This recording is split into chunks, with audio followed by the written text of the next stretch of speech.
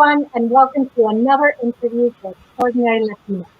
Today, I'm so excited and honored to welcome Valerie Zolezzi-Wyndham. Valerie, you're a visionary, an equity leader, an advocate for diversity, equity, and racial and ethnic justice, and a proud Mexican immigrant. Not only do you create transformational change within organizations to create a culture of equity and inclusion, but you move people from good intentions to action for equity in everything that you do. You're a successful entrepreneur, a passionate advocate for Latinas, and you serve in several boards. And you recently received recognition for all the work that you've been doing. You're an inspiring and extraordinary Latina, and it's such an honor to have you here. Valerie, thank you so much. Welcome. Thank you, Ileana. It's wonderful to be here with you.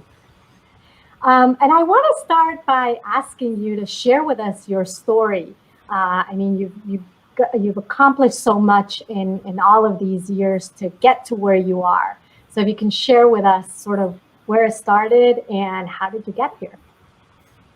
Sure, thank you. So where did my story start? My story started in Mexico, where I grew up, and discovered a love of people and cultures, because I was fortunate to go to an amazing school where I met you and where I discovered the real beauty of truly inclusive environments. Fast forward many years, I went to college and worked in the corporate space for a little bit, and then went to law school and worked as a social justice lawyer for 15 years, and loved that work, loved having the impact in communities that really need love and support and advocacy. But discovered my passion there, discovered that many of the organizations that work to partner with underserved communities don't represent those communities. And I really sensed that there was something missing. And so in 2017, I left my work that I really loved to found Promoting Good, so that I could help organizations create transformational change, to help organizations really build environments where the people that they serve, the communities that they serve, are represented, where people who work in environments, especially Latinos and other people of color, could really feel represented. And so that is what I do now. Oh, the mute, obviously. That's awesome. So share, like, that's the resume, the short version of a lot of different things and hurdles and things that I assume you've gone through your journey, starting again from Mexico all the way to the US. You can share with us a little bit more about maybe one of those biggest hurdles or challenges that you faced in your journey. Sure. So I think we all face challenges, and they're all a little bit different. But I also think that there are themes behind our shared journeys. And I think one of them is of finding your passion, and then getting up the courage to maybe stop living a comfortable life. And by that, I mean, sort of the security of a routine that you know and that you're comfortable with, and even that you love, but that isn't necessarily challenging you. And so I think for me, the real challenge was getting up the courage to say, I have this passion for inclusive spaces, for racial justice in the work environment, and to make it happen, and to make it happen from scratch. And so I think the real challenge is to go from having the security of a job with benefits, with power and privilege too, because I was working in an environment where I had great respect in the community, and I had a wonderful team. And it's really scary to leave that behind, to tackle a new challenge and to run a business, which I had never done before. But so I think I would say that the challenge was just having the courage to take that leap of faith and to create a new future of myself. for myself, and now for the team that supports me. And I think you touch on a lot of great points in terms of those transitions and those changes of going from a known environment to an unknown environment, and just, jumping for taking almost like a leap of faith. Now, in a lot of the work that you do, you also support people that are facing their own challenges. Especially communities and women that have faced that. How have you brought what you've learned through your journey to help them, and to help them sort of reach that overcome those hurdles? Sure, that's a really wonderful question, and I think the passion behind why I wanted to create Promoting Good was that even though I was in a position of some power and supporting an amazing team, I faced challenges and didn't always feel like my unique voice, my unique perspective, who I was as a Latina, who I was as a woman, that was really respected and valued. And I really could see that there was a future where I could be my full self at work, and I could help other people find that same comfort, which is what you need to be able to thrive in the workplace and to give your best, and then to create the best products and the best services for your client communities. And so I think the lesson that I learned in several of the roles that I held was that even when you are underestimated, you cannot allow yourself to believe that underestimation. And even when people think you should be happy with where you are in an organization or in your career, that we deserve better and that we are worthy of better, and that you just need a little bit of courage and to let go of the doubt that others put onto you that isn't true, and that if you are willing to let go of those perceptions and not internalize them, that you will discover how absolutely amazing you are and how capable you are of success. And so in our work, we are helping organizations to create spaces which are going to invite people to thrive, women of color, people of color, underrepresented women, members of the LGBTQ community.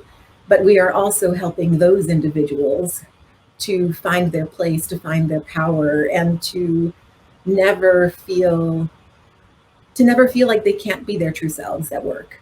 And that the more they show up boldly, the more successful they can be if they find the right environment that's going to support them.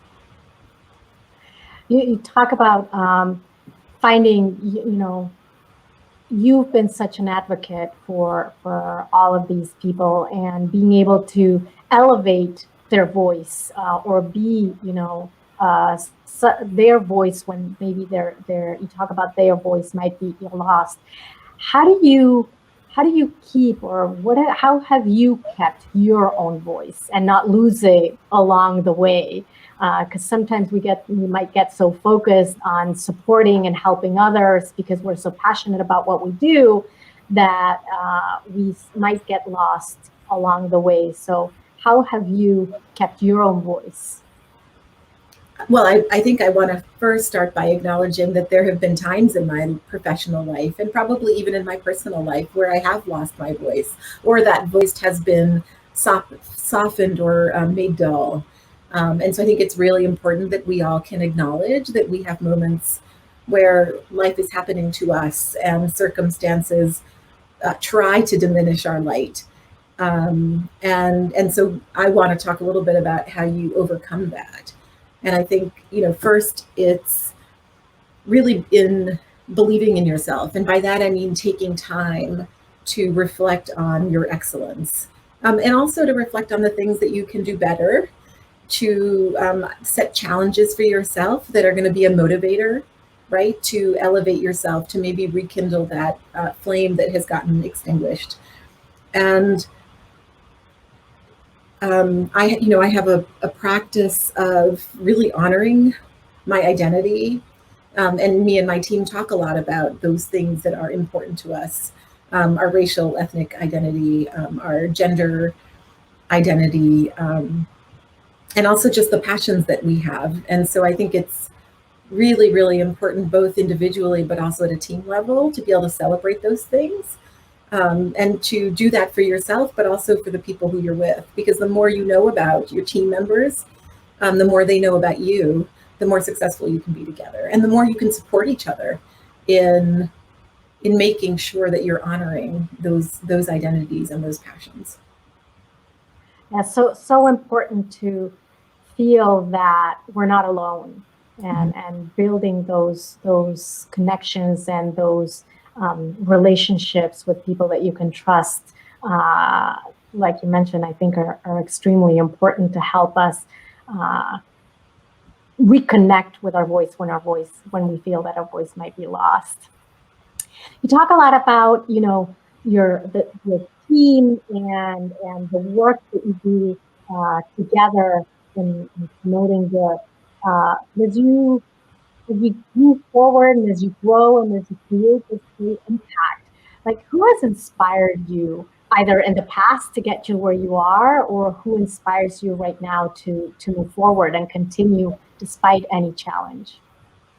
So, who inspires me? I'm inspired by my clients, who are working hard and doing the work to be better, to do good, to learn how to change their behaviors and their habits. And so my clients, even when they're struggling, inspire me to know that change is possible, and that with determination you can transform yourself. And so that's one part of the inspiration. But I think I am inspired by amazing women and by amazing people of color who I have the fortune to know, who are doing what I'm doing, building successful businesses, making a difference in a nonprofit, making a difference in their community, and celebrating them and who they are and helping them to grow. I am inspired to keep going because they have an energy and a passion that is so big, and so powerful that you can't but help but be inspired by it. And so I think those are the things that inspire me. Um, I always am doing a little bit of volunteer work, and that is usually with entrepreneurs of color, who don't have financial resources and who are working to build their businesses. And those people who I work with are extraordinarily inspiring, because they have a passion, and they know what they want to be doing, and they just need a little bit of support to get there. And so I think it's those three groups of people who remind me every single day how much impact we can have if we are determined.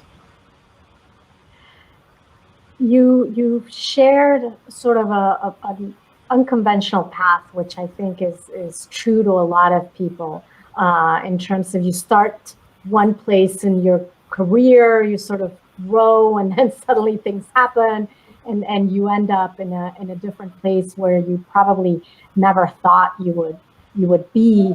As you look back into your career, and maybe through other people's lives that have touched you, what advice would you give either yourself, your younger self, or other people of color, Latina women, anybody that feels that they relate with your story and that would like to follow a similar path?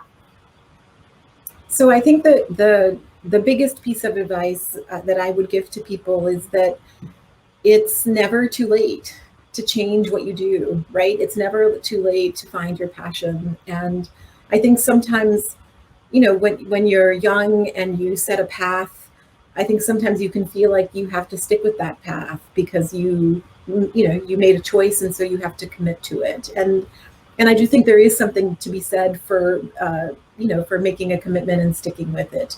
But at the same time, we our lives are meant to be a journey and an exploration of different things. And so if you have, um, practiced law for 15 years and discovered, maybe slowly over time, that just isn't what you think you're supposed to be doing, that it's okay, and actually that it would be best if you no longer do that and you figure out what it is that you want to be doing with your life, what it is that's going to wake you up in the morning and give you just great excitement and joy.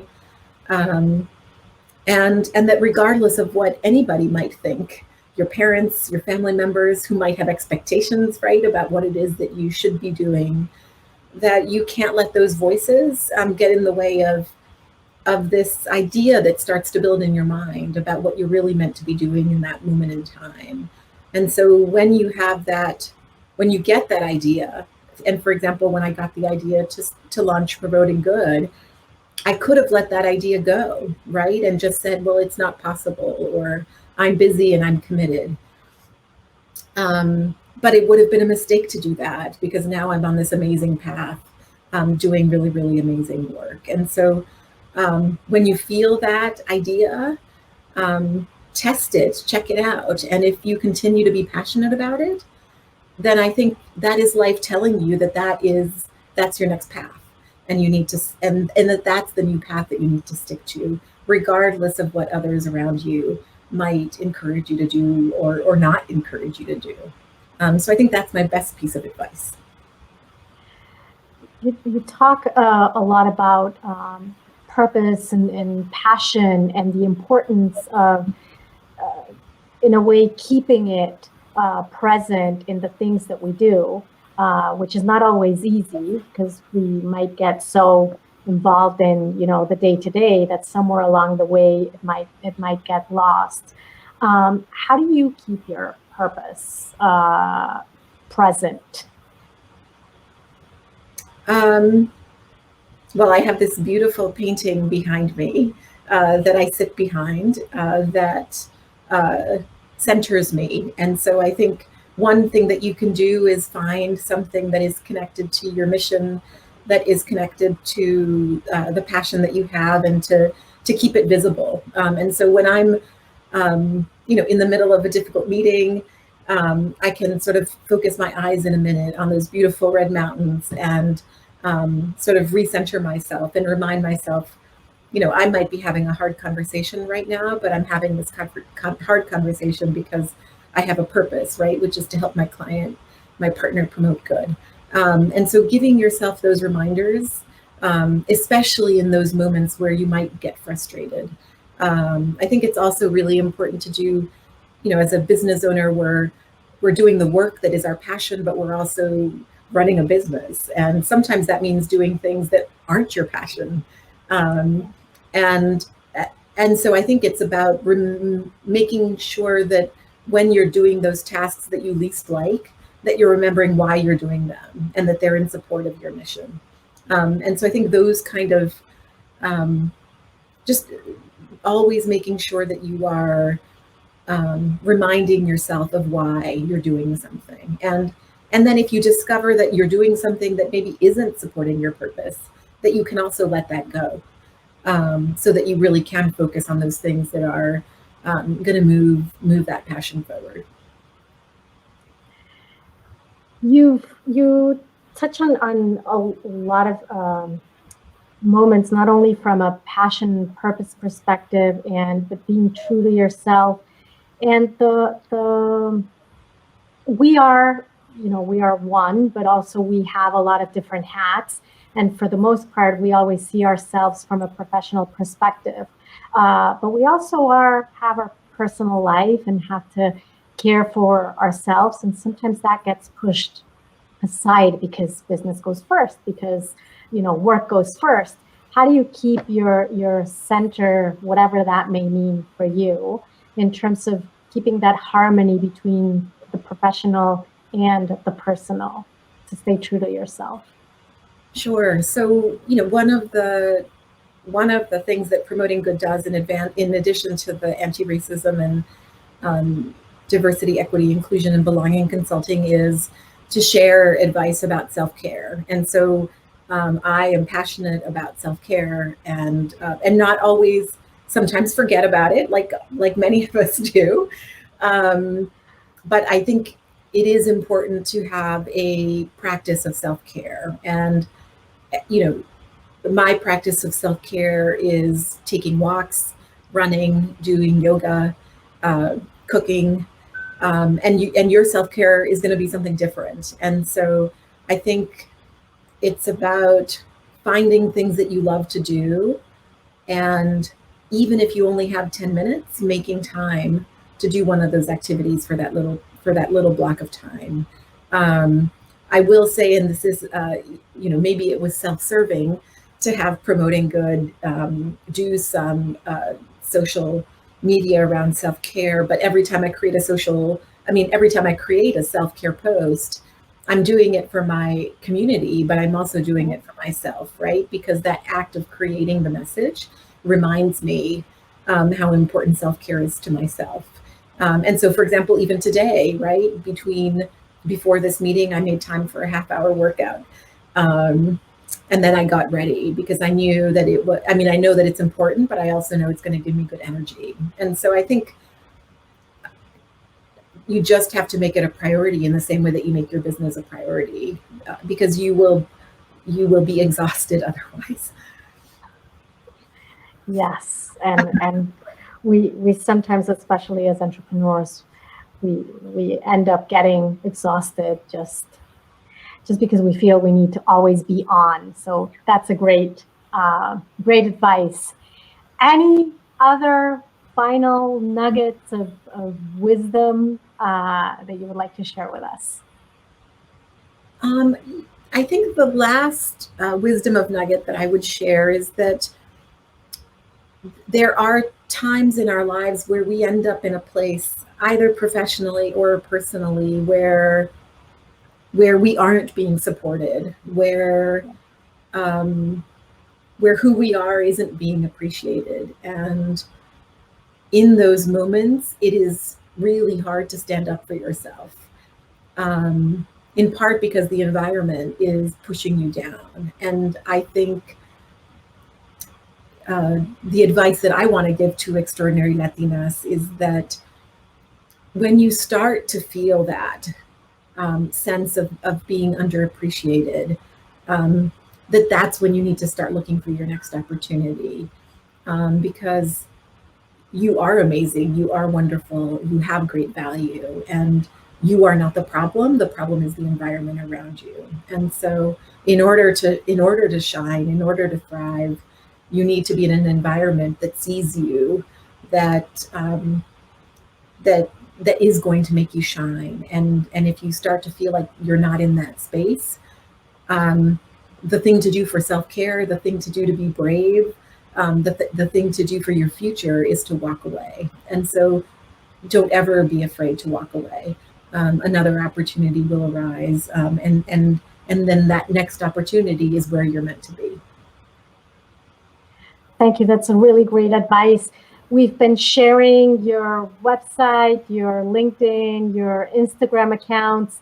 Any other place, or specifically one of these, where people can contact you or reach out to you or for Promoting Good?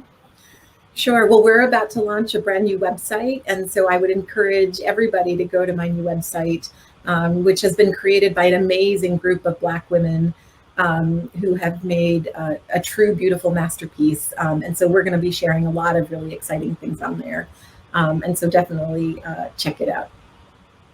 That's awesome. That's a really great. We should have had like their names, and we could have added it here. Well, they are on. There is a link to them on my website. So. Oh, perfect. Yes. Perfect. That's awesome. Well, it has been such a pleasure, to speak with you. I would say to get you to know a little bit better, even though we've known each other for many years, and hearing about your extraordinary story as a woman, as a Latina, as an extraordinary Latina. Thank you so much for being here today. And I look forward to continue to work with you. Thank you. Thank you, Yana.